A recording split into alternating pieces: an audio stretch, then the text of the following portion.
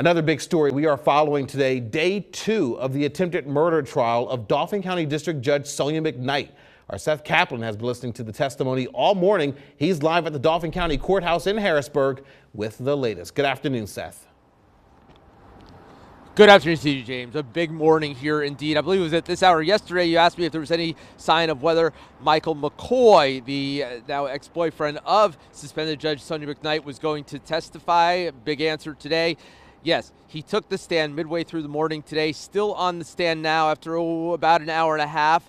The prosecution questioned him. The defense now cross-examining him. I can tell you, so this is 55-year-old Michael McCoy, asked how the recovery was from gunshot wounds, said, quote, "I am still in recovery." He described surgery, a titanium plate, and significantly described the relationship with Sonia McKnight. They had begun dating a year before the alleged shooting happened back in February 2023. Said at first things were good, but before too long, not. He said there were always issues, described jealousy, described her finally in the days before the alleged shooting going through his phone.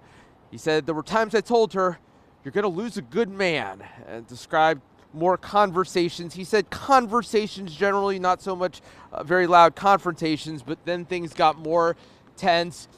And in the end, the question of what happened on Saddle Ridge Drive in Susquehanna Township early the morning of February 10th, 2024, that is when prosecutors say Sonia McKnight shot Michael McCoy. The defense trying to poke all kinds of holes in this. For example, the question of, whether she had his phone.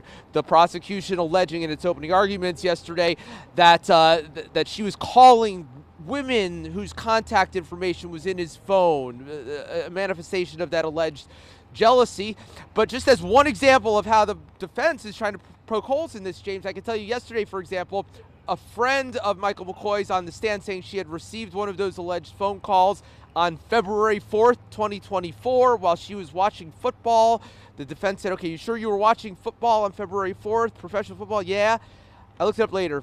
The Super Bowl is February 11th that year. The conference championships had been a week before that. So that's them, you can tell, building a case that, what she's saying her recollection wasn't exactly the case. Lots of little details they're poking at here.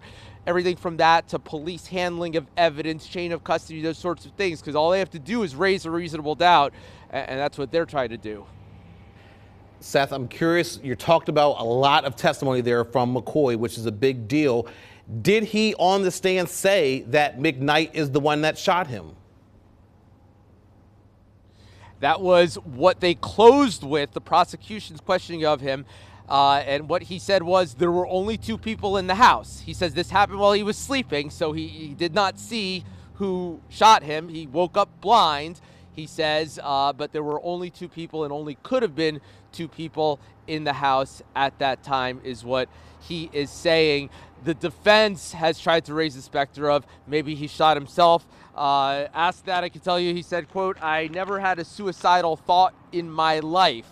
So, that's there you go. That's the dynamic there about whether anybody other than Sonia McKnight, including Michael McCoy himself, could have pulled the trigger.